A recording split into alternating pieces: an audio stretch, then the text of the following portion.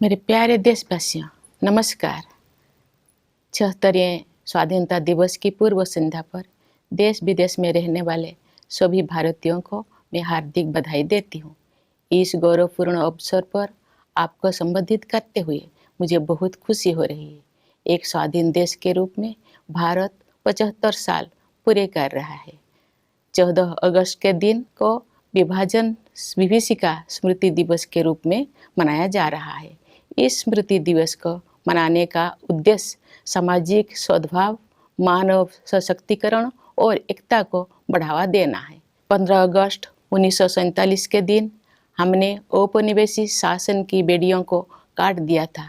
उस दिन हमने अपनी नियति को नया स्वरूप देने का निर्णय लिया था। उस शुभ दिवस की वर्षगांठ मनाते हुए हम लोग सभी स्वाधीनता सेनानियों को सादर नमन करते हैं। उन्होंने अपना सर्वस्व बलिदान कर दिया ताकि हम सब एक स्वाधीन भारत में सांस ले सके। भारत की आज़ादी हमारे साथ साथ विश्व में लोकतंत्र के हर समर्थक के लिए उत्सव का विषय है। जब भारत स्वाधीन हुआ तो अनेक अंतर्राष्ट्रीय नेताओं और विचारकों ने हमारी लोकतांत्रिक शासन प्रणाली की सफलता के विषय में आशंका व्यक्त की थी। उनकी इस आशंका के कई कारण भी थे। उन दिनों लोकतंत्र आर्थिक रूप से उन्नत राष्ट्र तक ही सीमित था। विदेशी शासकों ने वर्षों तक भारत का शोषण किया था। इस कारण भारत के लोग गरीबी और अशिक्षा से जूझ रहे थे। लेकिन भारतवासियों ने उन लोगों की आशंकाओं को गलत साबित कर दिया। भारत की मिट्टी में लोकतंत्र की जोड़ें लगातार गहरी और मजबूत होती गई। अधिकांश लोकतांत्रिक देशों में वोट देने का अधिकार प्राप्त करने के लिए महिलाओं को लंबे समय तक संघर्ष करना पड़ा। लेकिन हमारे गणतंत्र की शुरुआत से ही भारत ने सार्वभौमिक वयस्क मताधिकार को अपनाया। इस प्रकार आधुनिक भारत के निर्माताओं ने प्रत्येक वयस्क नागरिकों को राष्ट्र निर्माण की सामूहिक प्रक्रिया में भाग लेने का अवसर प्रदान किया। भारत को यह श्रेय जाता है कि उसने विश्व समुदाय को लोकतंत्र की वास्तविक क्षमता से परिचित कराया। मैं मानती हूँ कि भारत की ये उपलब्धि केवल संयोग नहीं थी। सभ्यता के आरंभ में ही भारत भूमि के संतों और महात्माओं ने सभी प्राणियों की समता व एकता पर आधारित जीवन दृष्टि विकसित कर ली थी। महात्मा गांधी जैसे महानायक के नेतृत्व में हुई स्वाधीनता संग्राम के दौरान हमारे प्राचीन जीवन मूल्यों को आधुनिक युग में फिर से स्थापित किया गया। इसी कारण से हमारे लोकतंत्र में भारतीयता के तत्व दिखाई देते हैं। गांधी जी सत्ता के विकेंद्रीकरण और जनसाधारण को अधिकार संपन्न बनाने के पक्षधर थे। पिछले 75 सप्ताह से हमारे देश में स्वाधीनता संग्राम के महान आदर्शों का स्मरण किया जा रहा है। आज़ादी का अमृत महोत्सव मार्च 2021 में दांडी यात्रा की स्मृति को फिर से जीवंत रूप देकर शुरू किया गया है। उस युगांतरकारी आंदोलन में हमारे संघर्ष को विश्व पटल पर स्थापित किया था। उसे सम्मान देकर हमारे इस महोत्सव की शुरुआत की गई। ये महोत्सव भारत की जनता को समर्पित है। देशवासियों द्वारा हासिल की गई सफलता के आधार पर आत्मनिर्भर भारत के निर्माण का संकल्प भी इस उत्सव का हिस्सा है। हर आयु वर्ग के नागरिक पूरे देश में आयोजित इस महोत्सव के कार्यक्रम में उत्साहपूर्वक भाग ले रहे हैं। ये भव्य महोत्सव अब हर घर तिरंगा अभियान के साथ आगे बढ़ रहा है। आज देश के कोने कोने में हमारा तिरंगा शान से लहरा रहा है। स्वाधीनता आंदोलन के आदर्शों के प्रति इतने व्यापक स्तर पर लोगों में जागरूकता को देखकर हमारे स्वाधीनता सेनानी अवश्य प्रफुल्लित हुए होते। हमारा गौरवशाली स्वाधीनता संग्राम इस विशाल भारत भूमि में बहादुरी के साथ संचालित होता रहा। अनेक महान स्वाधीनता सेनानियों ने वीरता के उदाहरण प्रस्तुत किए और राष्ट्र जागरण की मशाल अगली पीढ़ी को सौंपे।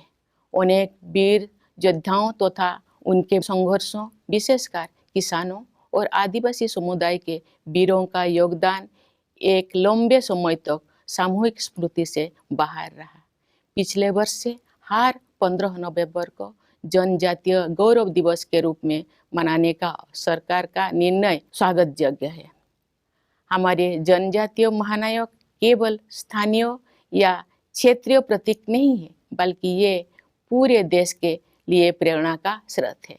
प्यारे देशवासियों, एक राष्ट्र के लिए, विशेष रूप से भारत जैसे प्राचीन देश के लंबे इतिहास में 75 वर्ष का समय बहुत छोटा प्रतीत होता है, लेकिन व्यक्तिगत स्तर पर एक कालखंड एक जीवन यात्रा जैसा है। हमारे वरिष्ठ नागरिकों ने अपने जीवन काल में अद्भुत परिवर्तन देखे हैं। ये गवाह है कि कैसे आज़ादी के बाद सभी पीढ़ियों ने कड़ी मेहनत की, विशाल चुनौतियों का सामना किया और स्वयं अपने भाग्य विधाता बने। इस दौर में हमने जो कुछ सीखा है वो सब उपयोगी साबित होगा, क्योंकि हम राष्ट्र की यात्रा में एक ऐतिहासिक पड़ाव की ओर आगे बढ़ रहे हैं। हम सब 2047 में स्वाधीनता के शताब्दी उत्सव तक की 25 वर्ष की अवधि यानी भारत के अमृत काल में प्रवेश कर रहे हैं। हमारा संकल्प है कि वर्ष 2047 तक हम अपने स्वाधीनता सेनानियों के सपनों को पूरी तरह साकार कर लेंगे। इसी कालखंड में हम बाबा साहेब भीमराव अंबेडकर के नेतृत्व में संविधान का निर्माण करने वाला विभूतियों के विजन को साकार कर चुके होंगे। एक आत्मनिर्भर भारत के निर्माण में हम पहले से ही तत्पर हैं। वो एक ऐसा भारत होगा जो अपनी संभावनाओं को साकार कर चुका होगा। दुनिया ने हाल के वर्षों में एक नए भारत को उभरते हुए देखा है। खासकर कोविड-19 के प्रकोप के बाद इस महामारी का सामना हमने जिस तरह किया है, उसकी सर्वत्र सराहना की गई है। हमने देश में ही निर्मित वैक्सीन के साथ मानव इतिहास का सबसे बड़ा टीकाकरण अभियान शुरू किया। पिछले महीने हमने 200 करोड़ वैक्सीन कवरेज का आंकड़ा पार कर दिया है। इस महामारी का सामना करने में हमारी उपलब्धियां विश्व के अनेक विकसित देशों से अधिक रही है। इस प्रशंसनीय उपलब्धि के लिए हम अपने वैज्ञानिकों, डॉक्टरों, नर्सों, पैरामेडिक्स और टीकाकरण से जुड़े कर्मचारियों के आभार हैं। इस आपदा में कोरोना योद्धाओं द्वारा किया गया योगदान विशेष रूप से प्रशंसनीय है। कोरोना महामारी ने पूरे विश्व में मानव जीवन और अर्थव्यवस्थाओं पर कठोर प्रहार किया है। जब दुनिया इस गंभीर संकट के आर्थिक परिणामों से जूझ रही थी, तब भारत ने स्वयं को संभाला और अब पुनः तीव्र गति से आगे बढ़ने लगा है। इस समय भारत दुनिया में सबसे तेजी से बढ़ रही प्रमुख अर्थव्यवस्था में से एक है। भारत को स्टार्टअप इकोसिस्टम का विश्व में ऊंचा स्थान है। हमारे देश में स्टार्टअप्स की सफलता, विशेषकर यूनिकॉर्न्स की बढ़ती हुई संख्या हमारी औद्योगिक प्रगति का शानदार उदाहरण है। विश्व में चल रही आर्थिक कठिनाई के विपरीत भारत की अर्थव्यवस्था को तेजी से आगे बढ़ाने के श्रेय सरकार तथा नीति निर्माताओं को जाता है। पिछले कुछ वर्ष के दौरान फिजिकल और डिजिटल इंफ्रास्ट्रक्चर के विकास में अभूतपूर्व प्रगति हुई है। प्रधानमंत्री गति शक्ति योजना के द्वारा कनेक्टिविटी को बेहतर बनाया जा रहा है। परिवहन के जल, थल, वायु आदि पर आधारित सभी माध्यमों को भलीभांति एक दूसरे के साथ जोड़कर पूरे देश में आवागमन को सुगम बनाया जा रहा है। प्रगति के प्रति हमारे देश में दिखाई दे रही उत्साह का श्रेय कड़ी मेहनत करने वाले हमारे किसान व मजदूर भाई बहनों को भी जाता है। साथ ही व्यवसाय की सूझबूझ से समृद्धि का सृजन करने वाले हमारे उद्यमियों को भी जाता है। सबसे अधिक खुशी की बात है कि देश का आर्थिक विकास और अधिक समावेशी होता जा रहा है तथा क्षेत्रीय विषमताएं भी कम हो रही है। लेकिन ये तो केवल शुरुआत ही है। दूरगामी परिणाम वाले सुधारों और नीतियों द्वारा इन परिवर्तनों की आधार भूमि पहले से ही तैयार की जा रही थी। उदाहरण के लिए डिजिटल इंडिया अभियान द्वारा ज्ञान पर आधारित अर्थव्यवस्था की आधारशिला स्थापित की जा रही है। राष्ट्रीय शिक्षा नीति का उद्देश्य भावी पीढ़ी को औद्योगिक क्रांति के अगले चरण के लिए तैयार करना तथा उन्हें हमारी विरासत के साथ फिर से जोड़ना भी है। आर्थिक प्रगति से देशवासियों का जीवन और भी सुगम होता जा रहा है।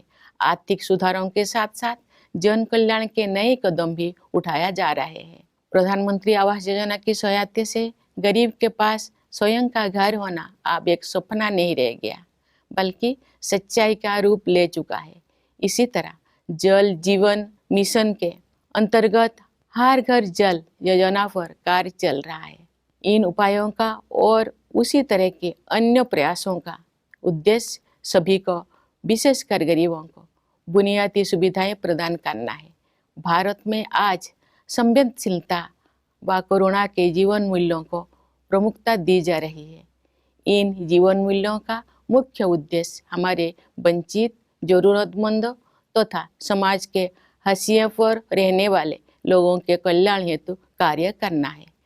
हमारे राष्ट्रीय मूल्यों को नागरिकों के मूल कर्तव्यों के रूप में भारत के संविधान में समाहित किया गया है।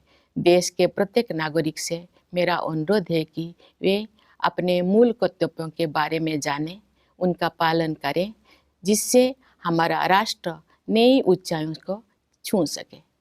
प्यारे देशवासियों, आज देश में स्वास्थ्य, शिक्षा और अर्थव्यवस्था तथा उनके साथ जुड़े अन्य क्षेत्रों में जो अच्छे बदलाव दिखाई दे रहे हैं, उनके मूल में सुशासन पर विशेष बल दिए जाने की प्रमुख भूमिका है। जब राष्ट्र सर्वोपरि की भावना से कार्य किया जाता है तो उसका प्रभाव प्रत्येक निर्णय एवं कार्य क्षेत्र में दिखाई देता है। ये बदलाव विश्व समुदाय में भारत की प्रतिष्ठा में भी दिखाई दे रहा है। भारत के नया आत्मविश्वास का स्रोत देश के युवा, किसान और सबसे बढ़कर देश की महिलाएं हैं। अब देश में स्त्री पुरुष के आधार पर असमानता कम हो रही है। महिलाएं अनेक रूढ़ियों और बाधाओं को पार करते हुए आगे बढ़ रही हैं। सामाजिक और राजनीतिक प्रक्रियाओं में उनकी बढ़ती भागीदारी निर्णायक साबित होगी। आज हमारी पंचायती राज संस्थाओं में निर्वाचित महिला प्रतिनिधियों की संख्या 14 लाख से कहीं अधिक है। हमारे देश की बहुत सी उम्मीदें हमारी बेटियों पर टिकी हुई है। समुचित अवसर मिलने पर वह शानदार सफलता हासिल कर सकती है।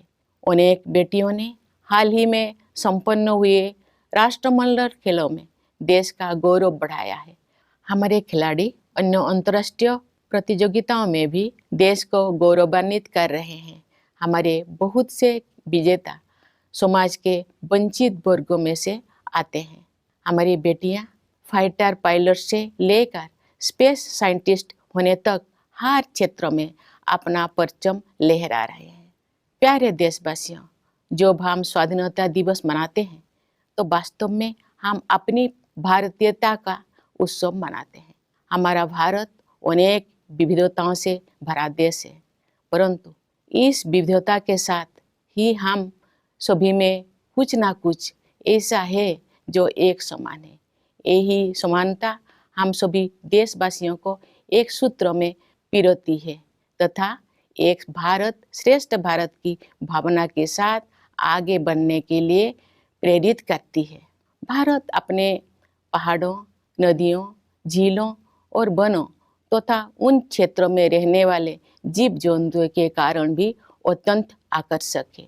आज जब हमारे पर्यावरण के सम्मुख नई नई चुनौतियां आ रही है, तब हमें भारत की सुंदरता से जुड़ी हर चीज को दृढ़तापूर्वक संरक्षण करना चाहिए। जल, मिट्टी और जैविक विविधता का संरक्षण हमारी भावी पीढ़ियों के प्रति हमारा कर्तव्य है। प्रकृति की देखभाल माँ की तरह करना हमारी भारतीय संस्कृति का अभिन्न अंग रहा है। हम भारतवासी अपनी पारंपरिक जीवन शैली से पूरी दुनिया को सही राह दिखा सकते हैं। योग एवं आयुर्वेद विश्व समुदाय को भारत का अमूल्य उपहार है, जिसकी लोकप्रियता पूरी दुनिया में निरंतर बढ़ रही है। प्यारे देशवासियों, हमारे पास जो कुछ भी है वो हमारी मातृभूमि का दिया हुआ है। इसलिए हमें अपने देश की सुरक्षा, प्रगति और समृद्धि के लिए अपना सब कुछ अर्पण कर देने का संकल्प लेना चाहिए। हमारे अस्तित्व की सार्थकता एक महान भारत के निर्माण में ही दिखाई देगी। कन्नड़ भाषा के माध्यम से भारतीय साहित्य को समृद्ध करने वाले महान राष्ट्रवादी कवि कुवेंपु ने कहा है, नानु अड़िए नीनु अड़िए नम्मा एलुबुगोड़ मेले मूडुबुदु नव भारत दलीले। अर्थात मैं नहीं रहूँगा, नहीं रहेंगे तुम, परंतु हमारी अस्थियों पर उदित होगी नई भारत की महागाथा। उस राष्ट्रवादी कवि का ये स्पष्ट आह्वान है कि मातृभूमि तथा देशवासियों के उत्थान के लिए सर्वस्व बलिदान करना हमारी आदर्श होना चाहिए। इन आदर्शों को अपनाने के लिए मैं अपने देश के युवाओं से विशेष अनुरोध करती हूँ। वे युवा ही 2047 के भारत का निर्माण करेंगे। अपना संबोधन समाप्त करने से पहले मैं भारत के सशस्त्र बलों, विदेशों में स्थित भारतीय मिशनों और अपनी मातृभूमि को गौरवान्वित करने वाले प्रवासी भारतीयों को स्वाधीनता दिवस की बधाई देती हूँ। मैं सभी देशवासियों के सुखद और मंगलमय जीवन के लिए शुभकामनाएं व्यक्त करती हूँ। धन्यवाद। जय Hind.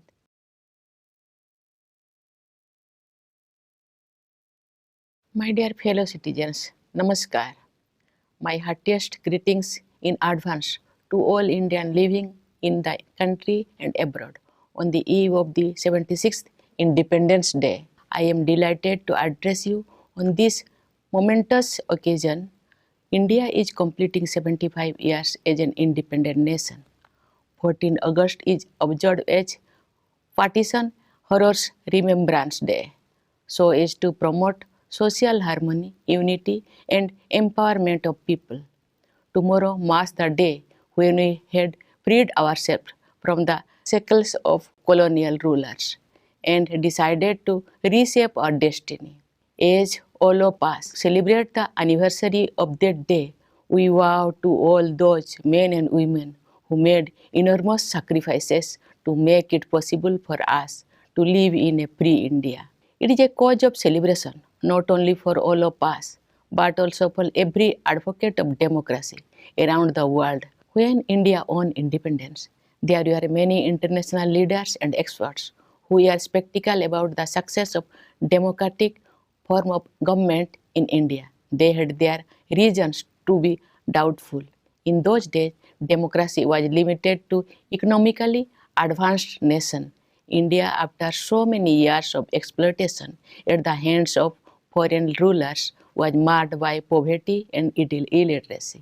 But we Indians proved the skeptic wrong. Democracy not only grew roots in this soil, it was enriched too. In most other well-established democracies, women had to wage long drawn struggle to get the right to vote. But India adopted universal adult franchise right since the beginning of the Republic. Thus, the makers of modern India enabled each and every adult citizen to participate in the collective process of nation building. Thus, India can be credited to have helped the world discover the true potential of democracy. I believe this was not a coincidence. At the beginning of civilization, saints and seers of this land had developed a vision of humanity that was defined by equality of all, indeed oneness of all. The great freedom struggle and its leader like Mahatma Gandhi rediscovered our ancient values for modern times. Then it is no wonder our democracy has Indian characteristics. Gandhiji advocated decentralization and power to the people. For 75 weeks, now the nation has been commemorating these noble ideas that won us freedom. In March 2021, we began the Azadi Ka Amrit Mahotsav with the reenactment of the Dandi March. This way, our celebration began with a tribute to that watershed event which had put our struggle on the world map. This festival is dedicated to the people of India. Based on the success achieved by the people, the resolve to build Atmanirbhar Bharat is also a part of this Mahotsav. Citizens from all age groups have keenly participated in a series of events held across the country. This grand festival is going ahead with the Har Ghar Triranga Abhiyan. The Indian tricolors are fluttering in every nook and corner of the country. Great martyrs would have been thrilled to see the spirit of the independence movement coming alive again on such a massive scale. Our glorious freedom struggles was waged bravely across the vast territory of our country. Many great freedom fighters did their duty and passed on the torch of awakening, leaving little trace on their heroic deeds. Forgotten for long were many heroes and their struggles, especially among the peasants and tribal population. The government's decision last year to observe 15th November Janajatiya Gaurav Divas is welcome because our tribal heroes are not merely local or regional icons, but they inspire the entire nation. Dear citizens, for a nation, particularly an ancient one such as India, the passage of 75 years is merely a blink of an eye. But for us and individuals, it is a lifetime. Senior citizens among us have witnessed a dramatic change in their lifetime. They have seen how, after independence, all the generations have toiled hard, how we met great challenges, and how we have taken charge of our destiny.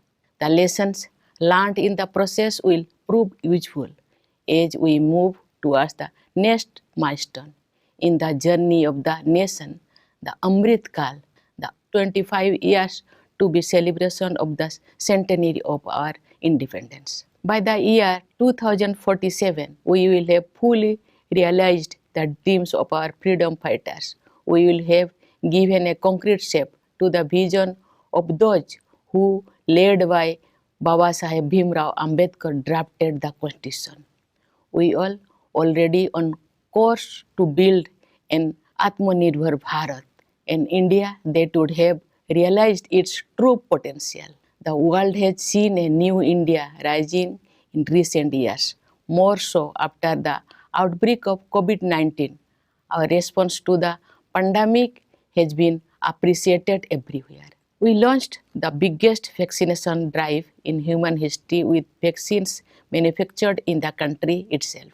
Last month, we crossed the 200 crore mark in cumulative vaccine coverage in combating the pandemic. Our achievements have been better than those of many developed countries.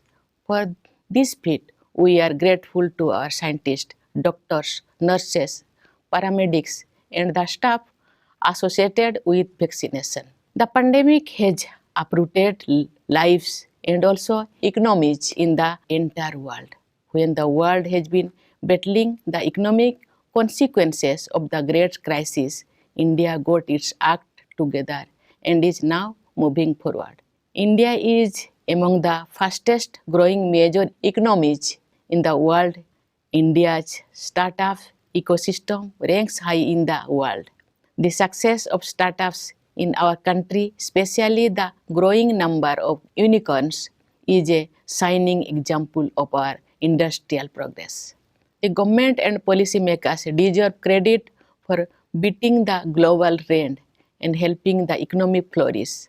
During the last few years, unprecedented progress has been made in the development of physical and digital infrastructure.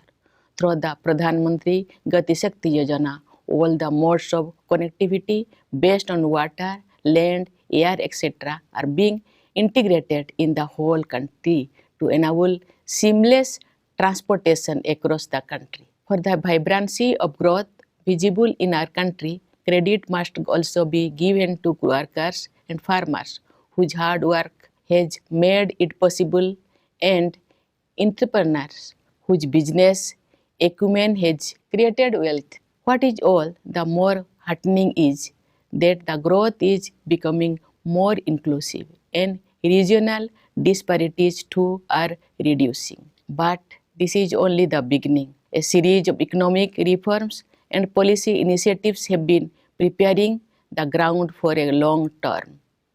Digital India, for example, is creating the bedrock of a knowledge economy. The national education policy is aimed at preparing the future generation for the next stage of industrial revolution while also reconnecting it with our heritage. Economic success is leading to an ease in living too. Economic reform are rightly accompanied by innovative welfare initiatives. A home of one's own is no longer a dream for the poor, but a reality for more and more people, thanks to the Pradhan Mantri Awas Yojana. Similarly, under the Jal Jeevan Mission, tap water connection is being provided to every household since the launch of the Har Ghar Jal scheme. The aim of these and many other similar efforts is to provide basic amenities to all, particularly the poor. The key word for India today is compassion for the downtrodden, for the needy, and for those on the margins. Some of our national values have been incorporated in our constitution as the fundamental duties of the citizens. I appeal to every citizen to know about their fundamental duties and follow them in letter and spirit so that our nation reaches new heights. Dear citizens, at the core of the transformation we have been witnessing in healthcare, education, economy, as well as a number of related areas is the stress on good governance. When work is done with the spirit of nation first, it is bound to reflect in every decision and every sector. This is also reflected in India's standing in the world. India's newfound confidence stems from the spirit of its youth, its farmers, and above all, its women. Gender inequalities are reducing, and women are moving ahead, breaking many glass ceilings. Their increasing participation in social and political processes will prove decisive. At the grassroots level, we have more than 14 lakh elected women representatives in Panchayat Raj institutions. Our daughters are the biggest hope for the nation. Some of them brought laurels for the country in the recent held Commonwealth Games. Of course, India's sportspersons have been making the country proud by their performance in international competitions. A large number of our winners come from underprivileged segments of society.